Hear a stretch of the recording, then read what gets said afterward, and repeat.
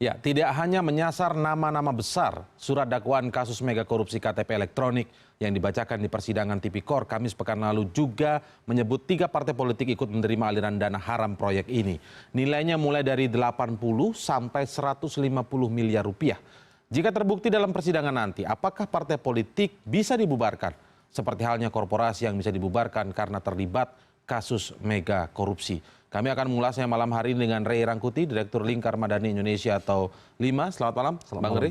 Baik, terima kasih sudah hadir. Kemudian ada bergabung dari luar studio Agustinus Pohan yang merupakan akademisi hukum pidana Unpar yang mengawal penyusunan peraturan MA soal penanganan kejahatan korporasi. Selamat malam, Pak Agustinus. Selamat malam, Mas Indra. Baik, mungkin saya akan langsung ke Bang Ray, tapi sebelumnya saya ingin lihat terlebih dahulu seperti apa sebenarnya atau nama-nama partai politik apa saja yang disebutkan dalam surat dakwaan di persidangan IKTP. Saat itu kita lihat ada beberapa nama partai politik yang disebutkan dalam surat dakwaan ikut menerima aliran dana dalam IKTP. Baik, kita lihat.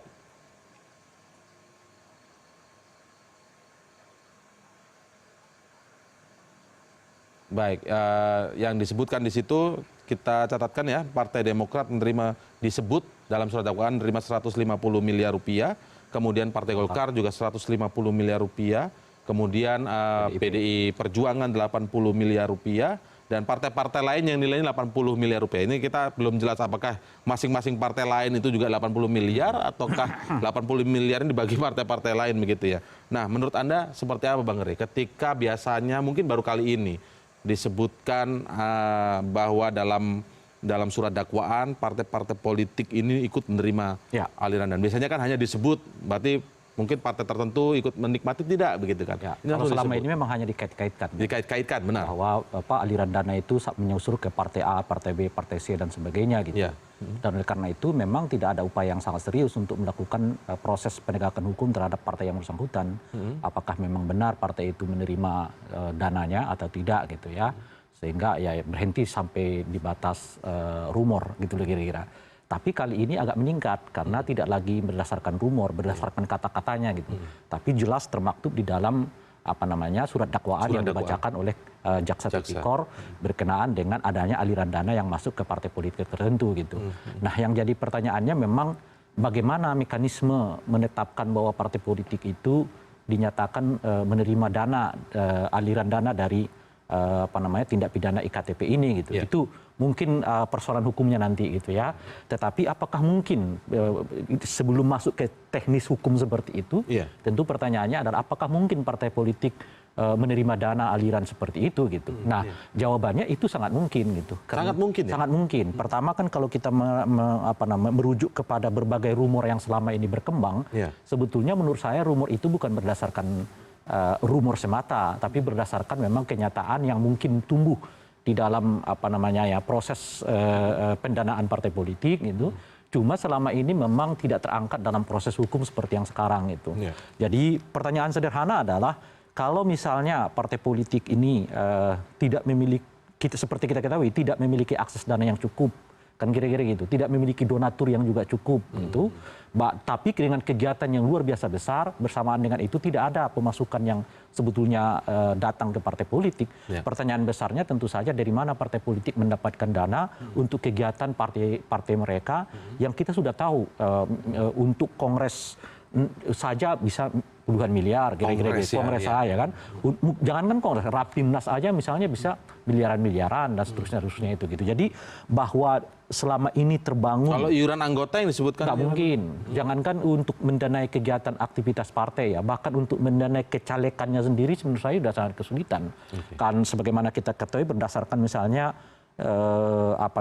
temuan dari Pak Pramono dulu waktu beliau menyusun disertasinya kan, Beliau mengatakan minimal uang 2 miliar bagi seorang calon anggota legislatif. Itu calon anggota legislatif. Belum lagi pemilu kepala daerah kan, yang rata-rata mungkin pasti di atas 2 miliar itu gitu. Jadi untuk memikirkan uang bagi pencalekan mereka saja udah sangat kesulitan. Bagaimana mereka boro-boro mau menyumbang ya kegiatan-kegiatan yang berkaitan dengan aktivitas partai politik. Ujung-ujungnya seperti yang dulu mekanisme yang dipakai oleh partai politik, yaitu menetapkan kewajiban bantuan dari anggota legislatif partai untuk menyumbang partai. Tapi itu pun kegiatan yang sudah tidak diperkenankan oleh undang-undang yang baru sekarang. Bahwa undang-undang yang baru sekarang menyatakan bahwa semua pemasukan yang diterima oleh anggota DPR nggak boleh dipotong oleh partai politik. Jadi sebetulnya partai politik ini malah makin tidak ada sumber dananya secara formal ya. Formal itu artinya yang dulu misalnya masih disahkan partai politik meminta kewajiban sumbangan lebih besar dari anggota legislatif. Kalau sekarang sudah nggak diperkenankan undang-undang yang baru gitu. Jadi pertanyaan seperti itu akhirnya muncul sampai pada kajian bahwa nah tiba-tiba ada ini gitu. Nah ada ini kemudian pertanyaannya mungkin nggak ya, itu yang saya sebut sangat mungkin itu sangat terjadi. mungkin dengan indikasi yang Anda jelaskan tadi. Cuma memang problem kita adalah menetapkan secara teknis ya apa yang disebut dengan uang aliran dana yang masuk ke partai politik. Bagaimana mekanisme menetapkan bahwa uang itu adalah uang partai, misalnya begitu ya. Bukan karena selama ini pasti kembalinya ke personal gitu. Misalnya kalau menyangkut dengan kasus ini, kalaupun misalnya bisa dilacak aliran dana itu masuk ke apa yang disebut dengan partai, saya khawatir itu akan dikecilkan dengan menyebut itu orang per orang yang menerima. Nah, akhirnya jangan kesana. Ya. Makanya kita akan coba mengulasnya dari sisi kejahatan korporasi. Masalah partai ini bisa disebutkan sama dengan korporasi atau tidak, nanti kita akan ulas lebih lanjut. Tapi saya akan ke Pak Agustinus sekarang. Pak Agustinus, pertanyaan adalah bila mana sebuah korporasi itu terlibat sebuah tindak pidana? Dalam hal ini korupsi misalnya. Ya, kalau kita bicara korporasi melakukan tindak pidana misalnya korupsi ya, itu kalau kita mengacu pada Perma itu bisa pertama adalah tindak pidana itu secara material ya dilakukan oleh pimpinan dari korporasi itu. Tetapi juga bisa juga tindakan itu sebetulnya dilakukan oleh katakan saja perangkat-perangkat di bawah di korporasi, bukan pimpinannya, bukan high rank official, tetapi pada lower level, tetapi dengan beberapa syarat-syarat tertentu. Ya, syarat-syaratnya itu adalah bahwa korporasinya tidak melakukan langkah-langkah untuk melakukan pencegahan. Korporasinya punya kultur kriminal, ya, misalnya terbiasa menyuap dan apa dan sebagainya. Kemudian juga korporasinya itu setelah mengetahui adanya tindakan itu tidak melakukan langkah-langkah yang proporsional yang diperlukan untuk menanggulangi persoalan itu. Atau korporasinya bahkan mengambil manfaat, menarik keuntungan dari tindak pidana itu, dari perbuatan itu. Jadi itu dalam hal semacam itu, sekalipun tindakan itu dilakukan pada lower level di korporasi, bisa juga dimintakan tanggung jawabnya pada korporasi.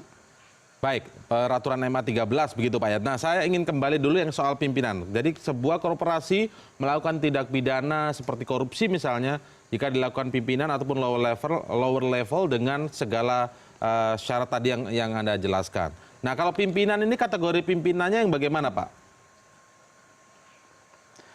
Kalau pimpinan ini kalau bisa di perusahaan ya, di perusahaan kita bicara direktur misalnya. Kalau direktur itu otomatis dia merupakan representasi dari korporasi. Maka apa yang dia lakukan adalah itu dengan sendirinya merupakan perbuatan korporasi. Jadi kalau direktur perusahaan dengan atas nama perusahaan melakukan tindakan-tindakan melawan hukum, dengan sendirinya perbuatan itu merupakan perbuatan korporasi. Terus tidak perlu lagi persyaratan-persyaratan lainnya karena itu otomatis karena apa yang dilakukan adalah representasi dari korporasi. Baik, Pak, bagaimana kemudian memisahkan bahwa katakanlah ini kita bisa bicara soal perusahaan ya, belum ke partai politik. Bagaimana memisahkan bahwa yang melakukan itu misalnya pimpinan itu bukan tindakan personalnya sebagai individu ataupun dengan rekan-rekan yang lain misalnya, tapi itu bagaimana memisahkannya bahwa itu dilakukan untuk kepentingan individu atau untuk korporasinya juga bisa terkait atau terjerat begitu. Oke, kalau kita lihat di Perma ya, Perma itu mengaturnya sangat luas.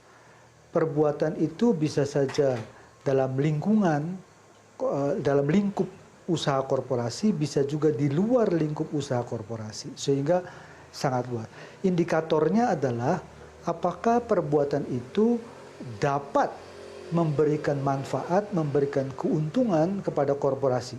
Bahkan di dalam Perma itu tidak mensyaratkan adanya satu keuntungan yang konkret, tetapi sekedar potensi korporasi mendapatkan manfaat, mendapatkan keuntungan, itu sudah cukup.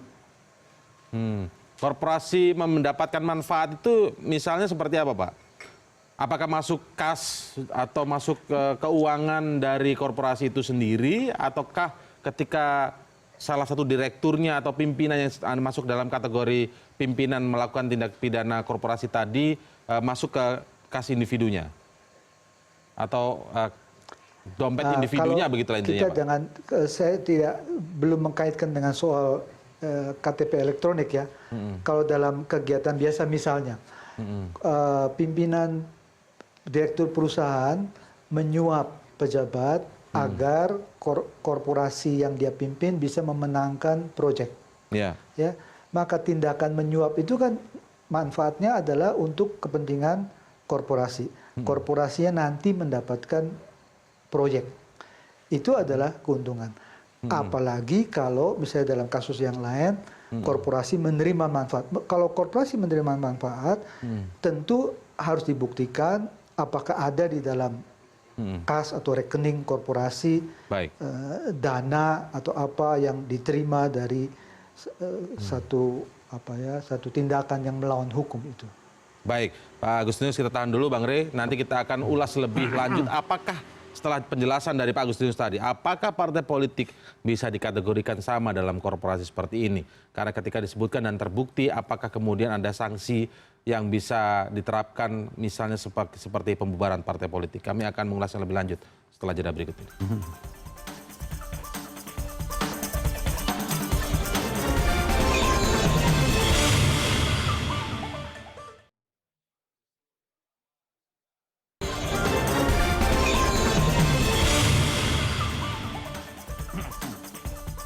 Baik, kita akan lihat terlebih dahulu data yang disampaikan dalam surat dakwaan di sidang kasus megakorupsi KTP elektronik Kamis pekan lalu begitu ya. Nama-nama besar disebut, selain nama besar juga ada partai-partai politik yang disebut ikut menerima aliran dana. Ini data yang kami ambil berdasarkan surat dakwaan yang dibacakan saat itu, kami rangkumkan dalam bentuk infografis. Ini sekali lagi datanya adalah berdasarkan surat dakwaan. Disebutkan di sini Partai Golkar 150 miliar rupiah, Partai Demokrat 150 miliar rupiah, PDI Perjuangan 80 miliar rupiah, partai-partai lain juga 80 miliar rupiah. Nah, partai-partai lain ini masih menjadi pertanyaan apakah masing-masing partai lain tadi menerima 80 miliar ataukah 80 miliar ini dibagi ke partai-partai lain yang juga sebenarnya dalam surat dakwaan tidak disebutkan secara jelas, hanya partai-partai lain seperti itu. Dan berikut ini kami juga akan hadirkan bantahan dari petinggi-petinggi partai politik yang disebutkan di sini tadi ikut menerima aliran dana dalam kasus mega korupsi KTP elektronik. Berikut ini. Persoalannya adalah karena apabila sudah disebut ada seperti itu, maka tentu Partai Golkar berkepentingan untuk melakukan satu tabayun lah. Kalau dalam bahasa NU-nya ya, tabayun, klarifikasi dan lain-lain sebagainya, sehingga tidak lagi ada ada anggapan-anggapan yang keliru tentang Partai Golkar terkait dengan iktp itu.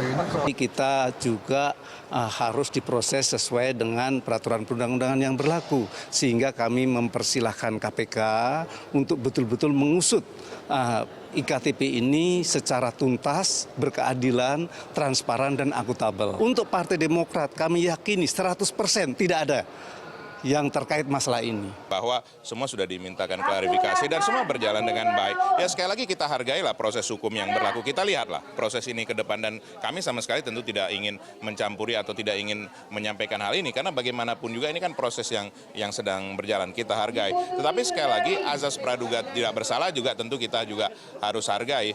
Proses hukum yang berjalan. Kalau kita melihat kan media yang menyampaikan hal seperti ini, tetapi apapun proses hukum ini kan tidak boleh kita campuri, tidak boleh kita katakan kita pengaruhi dengan menyampaikan hal-hal lain. Baik, itu tadi berbagai bantahan ya dari petinggi-petinggi partai politik, mulai dari sekjen, kemudian juga ada wakil sekjen tadi yang membantah. Tapi kalau dari penjelasan di segmen sebelumnya tadi, kira-kira partai politik bisa dikategorikan sebagai korporasi tidak kemudian, Bang Rey? Bagi saya agak sulit ya. Agak sulit? Agak sulit. Pertama karena ini maksudnya belum bicara peraturan yang ada sekarang Iya ya? tentu. Kita membangunnya dari konstruk hukum yang ada dan aturan yang ada. Pertama partai politik yang sekarang ini memang dasarnya didasarkan pada undang-undang yang ada, yaitu undang-undang partai politik gitu. Yang disanya dinyatakan bahwa di ADART-nya partai politik itu tidak dinamakan korporasi, bahkan tidak dinamakan perkumpulan. Dia dinamakan adalah ya partai politik. Dan dasar-dasar oleh karena itu juga syarat-syarat pembubaran dia tidak berlaku sebagaimana dengan syarat-syarat umum yang terjadi. Misalnya seperti yang diatur undang-undang keorganisasian ya, undang-undang termasuk undang-undang korporasi macam-macam gitu. Nah, kalau kita lihat undang-undang yang mengatur tentang pembubaran partai politik itu hanya ada 4 kemungkinan partai politik itu bisa dibubarkan. Pertama tentu karena ia menyimpang dari Undang-Undang Dasar 45. Kedua karena ia melakukan tindakan yang bertentangan dengan Undang-Undang Dasar 45. Yang ketiga berideologi paham yang dilarang di Indonesia seperti paham ateisme komunisme. Dan yang keempat menyerukan tidak negara kesatuan Republik Indonesia gitu. Jadi kalau di tempat ini tindakan yang dilakukan oleh partai politik mereka dapat dimintakan untuk dibubarkan. Masalahnya persyaratannya saja hanya 4 itu syaratnya yang bisa dinyatakan partai politik dibubarkan. Legal standing pembubaran partai politik pun hanya dimiliki oleh pemerintah, nggak ada yang lain gitu. Nah, mengenai kasus ini pernah diajukan ke Mahkamah Konstitusi supaya Mahkamah Konstitusi memperluas ya harapannya saat itu memperluas legal standing bagi siapapun yang hendak mengajukan supaya partai politik dapat dibubarkan gitu. Jadi bukan hanya pemerintah yang berwenang. Dan hasilnya adalah bukan hanya pemerintah yang memiliki hak untuk meminta supaya partai politik dibubarkan, tapi juga masyarakat secara umum. Hasilnya keputusan itu ditolak oleh Mahkamah Konstitusi. Akhirnya tetap hanya pemerintah. Hanya pemerintah yang punya legal standing meminta supaya partai politik dapat dibubarkan oleh Mahkamah Konstitusi. Jadi syarat-syarat membubarkan partai politik itu juga sangat ketat. 4 itu tadi. 4 itu meskipun ada peluang. Legal standingnya juga hanya dimiliki oleh satu pihak saja. Meskipun ada peluang, yaitu peluang pada poin yang kedua itu tadi, yaitu poin ada tindakan yang melanggar Undang-Undang Dasar 45 dan peraturan yang lainnya. Nah, kalau kita mau masuk ke sini, sekarang pertanyaannya apakah menerima uang secara ilegal itu bukan tindakan yang bertentangan dengan Undang-Undang Dasar, bukan tindakan yang bertentangan dengan aturan kan? Nah, kalau disebut peluangnya ada peluang masuk dalam klausul ini, klausul bahwa kemungkinan penerimaan dana ilegal, sebab menerima dana ilegal di dalam aturan kita pun memang tidak diperkenankan oleh partai politik, sekalipun tidak karena itu partai politik bisa dibubarkan. Kalau dibaca di undang-undang partai politik ya, jadi partai politik terbukti misalnya menerima dana ilegal. Nah, dana ilegal itu misalnya dinyatakan datang dari luar, dari asing, ya untuk kepentingan partai bla bla bla itu dapat dinyatakan sebagai dana ilegal. Tapi tidak karena itu juga partai politik bisa dibubarkan. Itu juga masalahnya gitu. Nah, ini sini agak crowded. Jadi artinya apa? Artinya memang sudah didesain sedemikian rupa oleh pembuat undang-undang, dalam hal ini partai politik sendiri, agar partai politik itu apapun tindakan kesalahan yang dilakukan oleh apa yang kita sebut sebagai partai, jadi bukan individu-individu, pertama ia tidak bisa diganggu-gugat, kira-kira begitu. Kalaupun mau diganggu-gugat, itu diganggu-gugatnya kepada orang per orang yang terlibat di dalam struktur kepengurusan ini gitu. Perlu dicatat Bung Indra ya, keinginan agar partai politik dibubarkan bukan karena hanya 4 alasan ini sudah kita perjuangkan sejak dari dulu sebetulnya gitu. Bahkan misalnya saya pribadi mengatakan partai bukan seperti kasus IKTP ini gitu. Kita saat itu getol sekali mengajukan supaya partai politik yang pengurus pusatnya Kira-kira disebut pengurus inti pusat. Nanti bisa contohnya ketua umum, ya, nanti kita bisa bandingkan dengan korporasi seperti yang disebutkan oleh Bung Pohan ya, ketua umum, sekjen atau wakil ketua gitu. Secara terbukti dalam satu kasus atau dalam kasus-kasus yang berbeda, kira-kira gitu ya, menerima uang hasil dana korupsi, partai politiknya dapat dibekukan, meskipun mungkin tidak dapat dibekukan meskipun mungkin tidak dibubarkan. Gitu. Jadi ya, misalnya apa? Misalnya ya untuk sementara waktu mereka tidak boleh ikut. Walaupun uangnya tidak mengalir ke partai politik itu. Karena itu yang kita sebut tadi, mendefinisikan uang masuk ke partai politik ini agak berat. Agak sulit gitu. Misalnya begini, apakah dana yang keluar dari IKTP ini, taruhlah misalnya uang 150 atau 80 miliar, itu masuk ke rekening dana partai politik atau tidak? Atau masuk ke individu-individu dari partai politik. Di situ ada bendara umum contohnya misalnya. Macam-macam, termasuk ketua umum, sekjen, yang uang yang ada itu memang dipergunakan, dapat dibuktikan. Dipergunakan untuk kegiatan-kegiatan partai.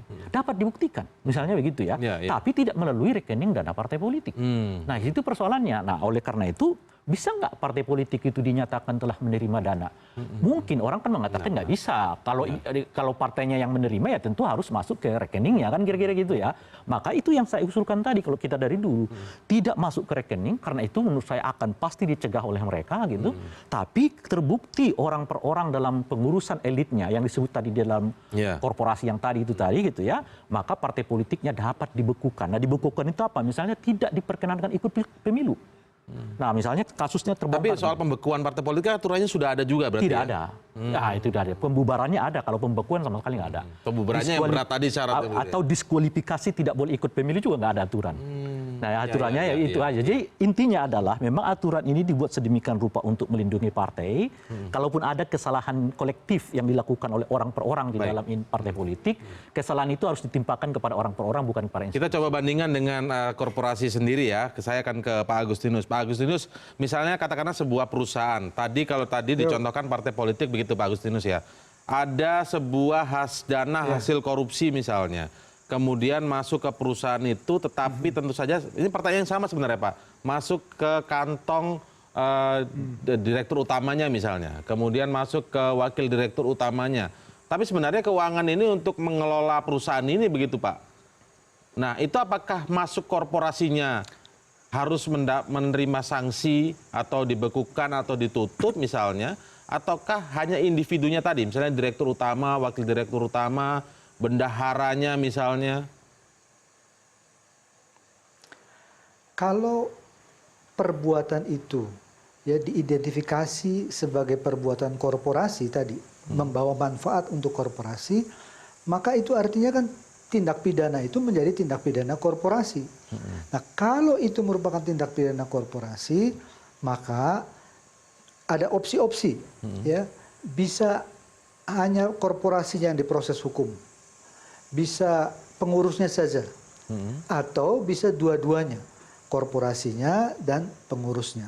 Nah, ketika korporasinya diproses hukum, dimintakan tanggung jawab pidana, maka tentunya yang dihukum adalah korporasinya. Nah, tinggal hukumannya apa, gitu kan? Nah, kalau soal hukumannya apa, sebetulnya Perma kan tidak mengatur tentu ya, itu bukan wilayah dari Perma untuk mengatur sanksi. Dalam kaitan ini sanksinya adalah diatur oleh perundang-undangan yang mengatur mengenai pertanggungjawaban pidana korporasi. Jadi beda-beda. Lingkungan hidup misalnya kan beda, korupsi beda, TPPU beda, terorisme beda gitu. Tergantung pada undang-undang itu mengatur sanksinya apa yang bisa dijatuhkan kepada korporasi. Nah, kalau yang dipersoalkan misalnya apakah partai politik itu korporasi atau bukan? Tadi kan Bang Ray Rangkuti kan sudah sampaikan dari kacamata Bang Ray bahwa itu tidak termasuk.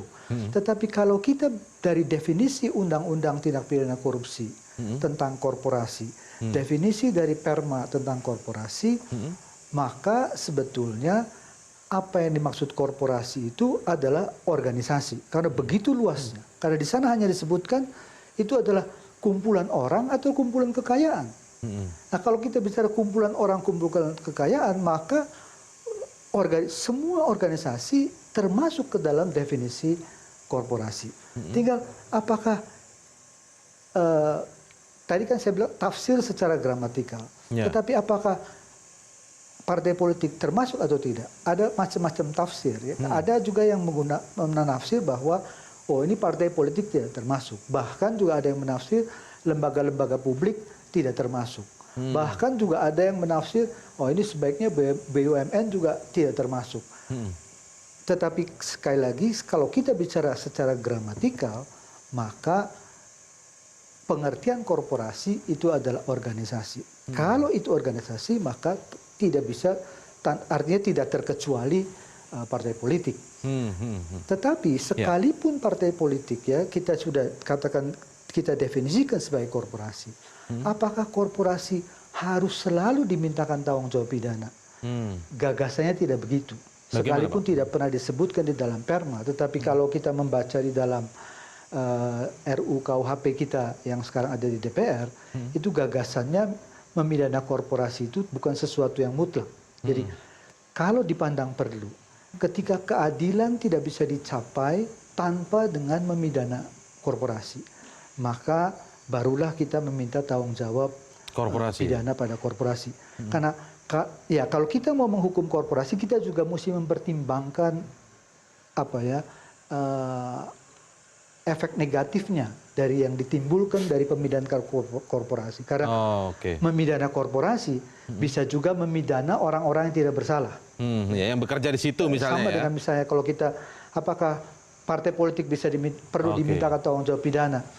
Kalau apakah gara-gara kelakuan 1-2 orang itu ada kepentingan yang lebih besar dari negara, dari para pendukungnya apa? Jadi pertimbangan-pertimbangan itu hendaknya juga digunakan supaya jangan sampai kita yang penting memidanakan, efeknya justru menimbulkan kerugian yang lebih besar.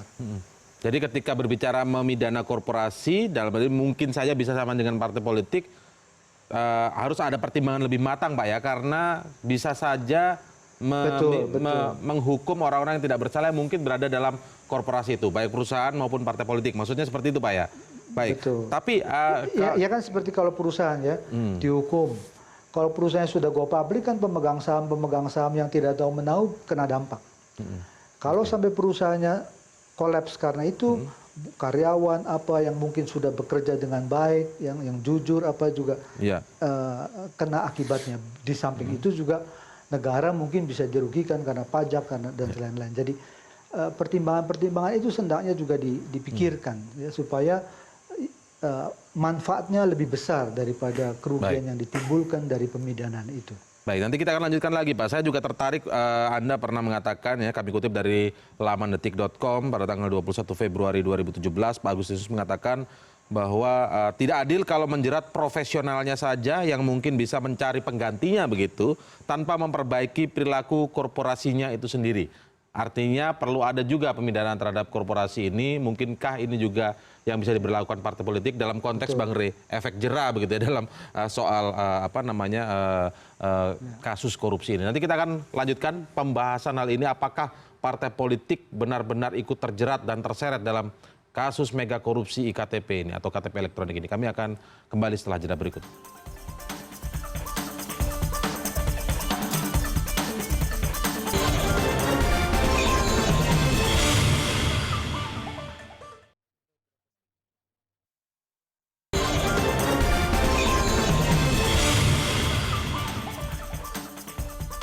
Baik, ini menarik seperti yang dikatakan oleh Pak Agustinus tadi. Sebenarnya tafsir itu jadi banyak. Jadi memang ada sebagian yang berpendapat bahwa bisa saja sebenarnya partai politik itu masuk pada pengertian korporasi sehingga masuk pada peraturan MA yang dibuat itu, peraturan MA 13 begitu.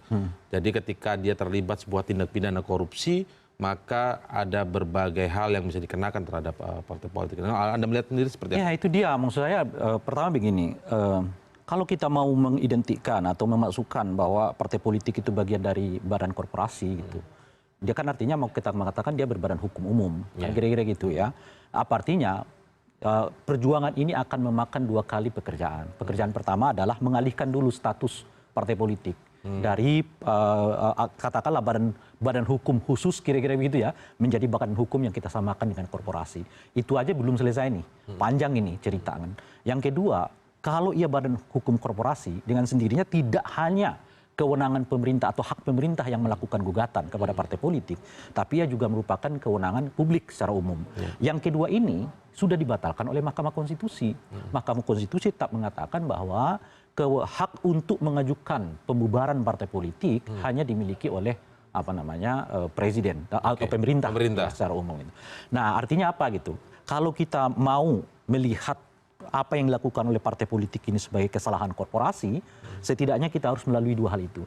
Mengubah tafsir soal bahwa badan hukum partai politik itu bukan badan hukum khusus, tapi adalah badan hukum umum, kira-kira gitu. Yang kedua adalah mengubah kewenangan hak pengajuan pembubaran partai politik bukan hanya milik pemerintah, tapi juga milik publik secara umum gitu. Itu yang pertama.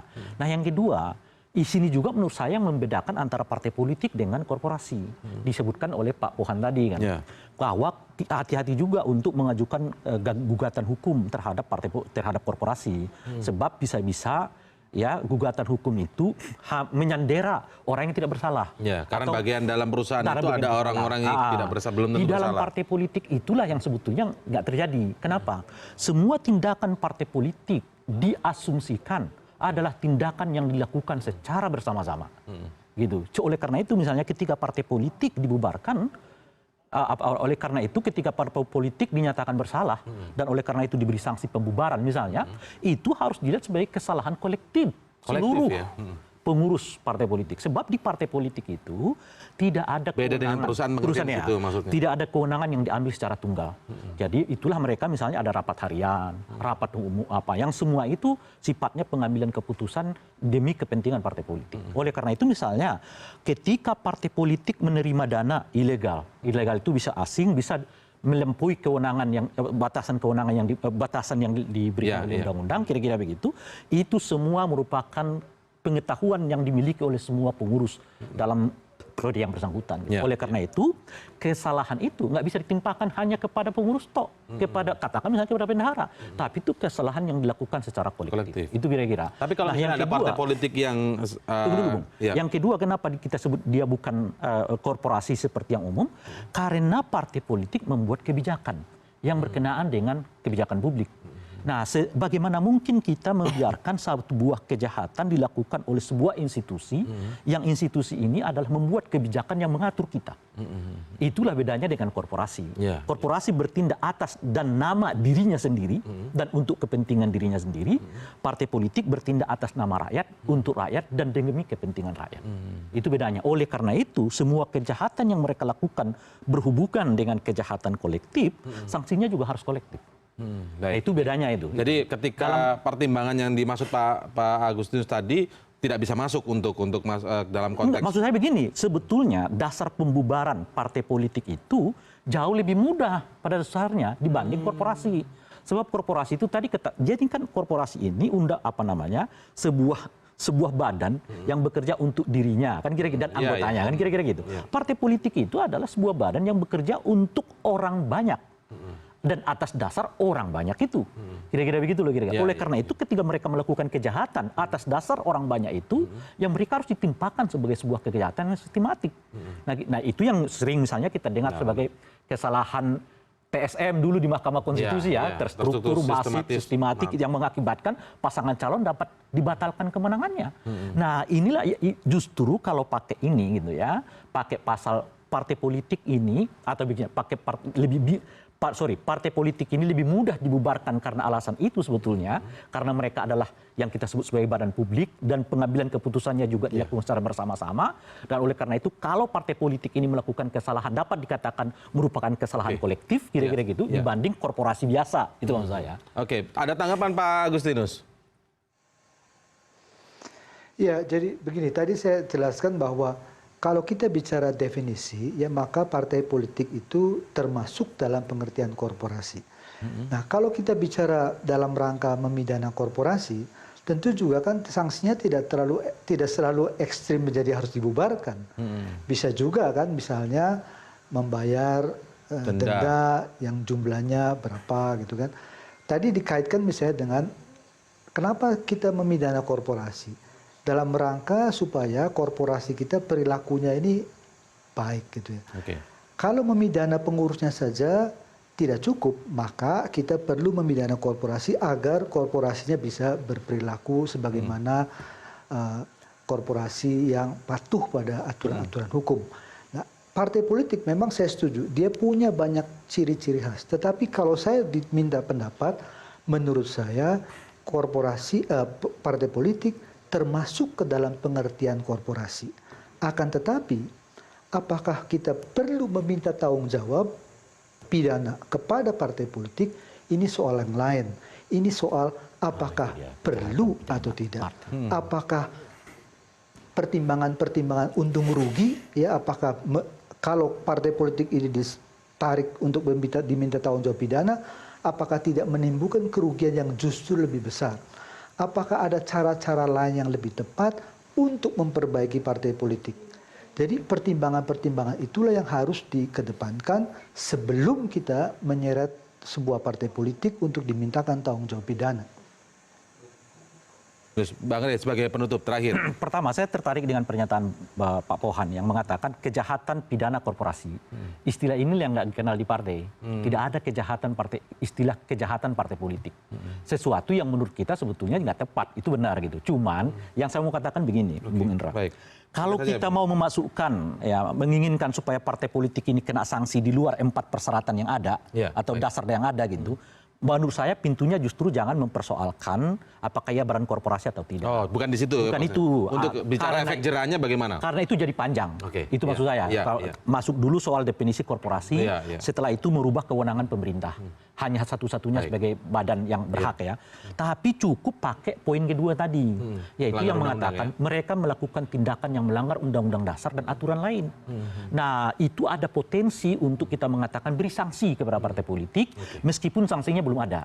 Nah, bayangan saya sanksinya itu mungkin tadi tidak kepada pembubaran partai politik, tetapi sanksinya adalah pembekuan. Misalnya mereka tidak diperkenankan ikut pilkada, tidak diperkenankan ikut pemilu ya. Khususnya kalau misalnya kasusnya 2017, berarti pemilu 2019 mereka tidak diperkenankan untuk ikut gitu. Nah, jadi ada cara lain yang untuk menghukum partai politik. Betul, siapa yang berwenang ini ya tentu saja adalah Mahkamah Konstitusi, karena memang pintunya cuma di situ gitu. Mungkin dengan landasannya hasil dari sidang pengadilan tipikor mungkin seperti itu. Nah, apalagi kemudian bisa dilacak kan bahwa mereka ada aliran dananya, bla bla dan sebagainya gitu. Oke, sebenarnya ini masih panjang karena kemudian kita akan bicara tentang apakah aliran dana yang masuk kepada ketua umum, bendara umum, sekjen, wasekjen itu bisa dikategorikan kategori pidana partai politiknya sendiri atau tidak, atau yang diukur dari dana melalui rekening dananya saja begitu. Tapi kita akan bahas lain kali. Kita masih menyisakan pertanyaan apakah memang partai politik terkait dalam kasus korupsi KTP elektronik ini. Jika melihat surat dakwaan, ada beberapa partai tersebut menerima dana dari mulai puluhan hingga ratusan miliar rupiah. Terima kasih Bung Rey. Terima kasih Pak Agustinus atas penjelasannya terkait dengan pidana korporasi malam hari ini. Selamat malam.